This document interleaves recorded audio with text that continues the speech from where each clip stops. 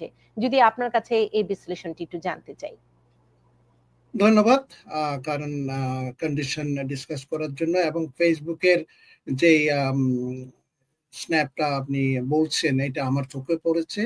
So ডিন্যাচারাইজেশন প্রসেসটা immigration and national অ্যাক্টে ছিল, সব সময় ছিল, বাট এটার এনফোর্সমেন্ট ছিল না। এটা যদি আমি বলি, আপনার শুরুতেই আগের অ্যাডমিনিস্ট্রেশন, প্রায়র অ্যাডমিনিস্ট্রেশন এটা এনফোর্স তেমন করতো না।